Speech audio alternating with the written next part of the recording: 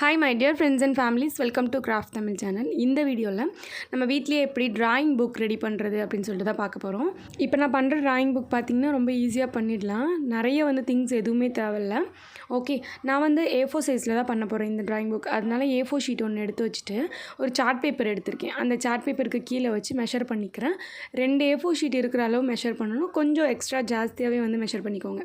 அதாவது A4 ஷீட்டை இந்த பக்கம் வச்சுட்டு சைடில் மட்டும் கொஞ்சம் எக்ஸ்ட்ரா இருக்கிற மாதிரி பார்த்துட்டு மெஷர் பண்ணிக்கோங்கன்னு சொல்கிறேன். ஓகேவா? ஏன்னா உள்ளுக்குள்ளே நம்ம பேப்பர் வைக்கும் போது வெளியில் அந்த பேப்பர் தெரியக்கூடாது. கரெக்டாக இருந்தால் தெரியும் மடிக்கும் போது. அதனால் கொஞ்சம் எக்ஸ்ட்ரா இருக்கிற மாதிரி இப்படி வரைஞ்சிக்கோங்க. 2 A4 ஷீட் இருக்கிற அளவு நான் வச்சுட்டு அதை மெஷர் பண்ணிட்டேன். பண்ணிவிட்டு இப்போ அதை கட் பண்ணி எடுத்துக்கலாம். ஓகேவா? எப்படின்னா சென்டரில் கட் பண்ணக்கூடாது, சைட்லலாம் மட்டும் கட் பண்ணிக்கோங்க. சென்டரில் ஒரு லைன் போட்டிருப்போம்ல, அந்த லைனை அப்படியே மடித்து விட்டுருங்க. ஓகேவா?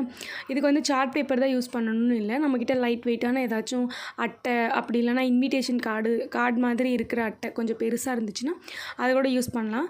நான் A4 சைஸில் பண்ணுறேன் அப்படிங்கிறனால இவ்வளோ பெருசாக தேவைப்படுது. 2 A4 சைஸ்க்கு தேவைப்படுது.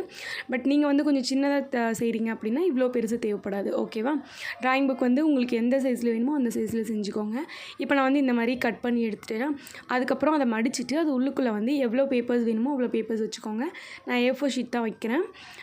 அதில் ஒரு சும்மா நான் என்னெல்லாம் இல்லை, எத்தனை A4 ஷீட்னே தெரியல, சும்மா கொஞ்சம் வச்சுருக்கேன். ஓகே, வச்சுட்டு சைடில் ரொம்பவே சிம்பிளாக ஸ்டாப்லர் பின் போட்டு விட போகிறோம். ஓகேவா? ஸ்டாப்லர் பின் கண்டிப்பாக எல்லோரும் வச்சுருப்பீங்க. ரொம்ப சிம்பிளாக இருக்கும் இந்த மெத்தடு. இதுக்கு நம்ம ஃபெவிகாலர் எதுவுமே போட்டு ஒட்டணும்னு அவசியம் கிடையாது, தைக்கணும்னு அவசியம் கிடையாது. இந்த மாதிரி ஒட்டிக்கலாம். அப்படியே ஸ்டாப்லர் பின் இல்லாதவங்க நீங்கள் வச்சு தச்சிக்கலாம், அப்படி இல்லைனா ஒட்டிக்கலாம். ஓகேவா? இருக்கிறவங்க இந்த மாதிரி சிம்பிளாக ஸ்டாப்லர் பின் போட்டுக்கோங்க. இப்போது சைடில் வச்சு நான் போட்டுட்டேன். அதுக்கப்புறமா இது அவ்வளோதான். இப்போவே நம்மளோட ட்ராயிங் புக் ரெடி ஆகிடுச்சு. பட் இது இன்னுமே நீங்கள் டெக்கரேஷன் பண்ணுறதா இருந்தால் வெளி சைட்லாம் வேறு பேப்பர்ஸ் வச்சு ஒட்டிக்கலாம். ஓகேவா? அப்படி ஒட்டும் போது பார்க்குறதுக்கு இன்னுமே அழகாக இருக்கும். அப்படி ஒட்டுறதுக்கு உங்களுக்கு பிடிக்கல அப்படின்னா நீங்கள் இந்த சார்ட் பேப்பருக்கு மேலே ட்ராயிங் புக்னு எழுதிட்டு உங்கள் கையிலேயே ஏதாச்சும் டிசைனாக வரைஞ்சி விட்டுக்கலாம். நான் என்கிட்ட பேப்பர் இருந்தனால அதை ஒட்டிக்கிறேன். ஓகே, இந்த மாதிரி ஒரு கலராக இருக்கிற ஷீட் ஒன்று இருந்துச்சு. அந்த ஷீட் சைட்லலாம் இந்த மாதிரி தெரிஞ்சிச்சு. சென்டரில் ஒட்டும் போது அவ்வளோதான் கவர் ஆனிச்சு. சரி பரவாயில்லன்னு சொல்லிட்டு நான் சென்டரில் மட்டும் ஒட்டுறேன்.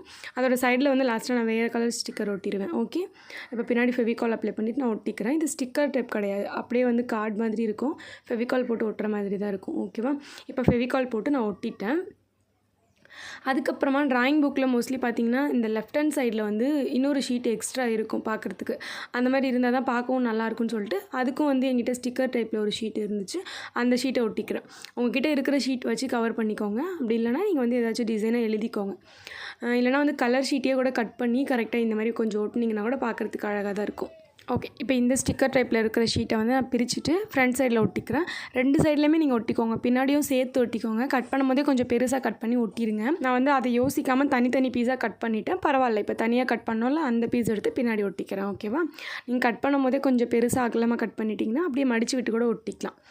ஓகே, ஒட்டியாச்சு. கொஞ்சம் எக்ஸ்ட்ரா இருந்தது, அதையும் கட் பண்ணிட்டேன். அவ்வளோதாங்க. இப்போ பார்த்திங்கன்னா நம்மளோட ட்ராயிங் புக் ரெடி. பட் சைடில் அந்த ப்ளூ கலரில் தெரியுறது மட்டும் கொஞ்சம் நல்லா இல்லாத மாதிரி இருந்துச்சு. அதனால் அதோட சைட்லேயும் நான் இந்த ஸ்டிக்கர் பேப்பரையே கட் பண்ணி ஒட்டிக்கிறேன். ஓகேவா? அப்படி கவர் பண்ணிவிட்டோன்னா ஃபுல்லாக கவர் ஆன மாதிரி இருக்கும். பின்னாடி சைடு நான் அப்படியே தாங்க விட்டுட்டேன். பின்னாடி சைடு எதுவும் டெக்கரேட் பண்ணல. ஃப்ரண்ட் சைடில் மட்டும் பார்க்க நல்லா இருந்தால் போதும்னு சொல்லிட்டு நான் விட்டுட்டேன். பின்னாடி சைடும் வேணும்னா நீங்கள் ஏதாச்சும் பண்ணிக்கலாம்.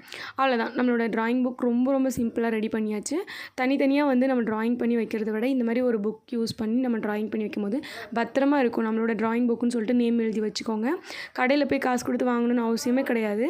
நம்மக்கிட்ட இருக்கிற A4 ஷீட்டையும் சாதாரணமாக சார்ட் பேப்பர் அது ஏதாச்சும் வீட்டில் யூஸ் இல்லாமல் கிடக்கிற அட்டைங்க இருந்தால் கூட எடுத்து செஞ்சிடலாம். ஓகேவா?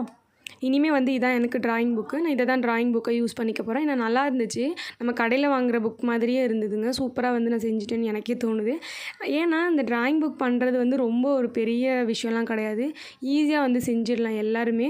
சும்மா உள்ளுக்குள்ளே பேப்பரை வச்சு நம்ம ஸ்டாப்லர் பின் போட போகிறோம். ரொம்ப ஈஸியாக தான் சொல்லி கொடுத்துருக்கேன். கண்டிப்பாக நீங்களும் உங்கள்கிட்ட இருக்கிற பேப்பர்ஸை வச்சு செஞ்சுக்கோங்க. அதே மாதிரி இவ்வளோ திக்னஸான பேப்பர் தான் யூஸ் பண்ணணும்னு கிடையாதுங்க. நார்மலாக நம்மகிட்ட இருக்கிற நோட் ஷீட்டை கூட நம்ம இந்த மாதிரி கட் பண்ணி ஒட்டிக்கலாம். பட் அது கொஞ்சம் லைட்டாக இருக்கும் ட்ராயிங் பண்ணுறதுக்கு. அந்த மாதிரி பார்த்துக்கோங்க. உங்களுக்கு எந்தளவு திக்னஸ் வேணுமோ நீங்கள் எப்படி ட்ராயிங் பண்ணுவீங்களோ அதுக்கு ஏற்ற மாதிரி செஞ்சு வச்சுக்கோங்க.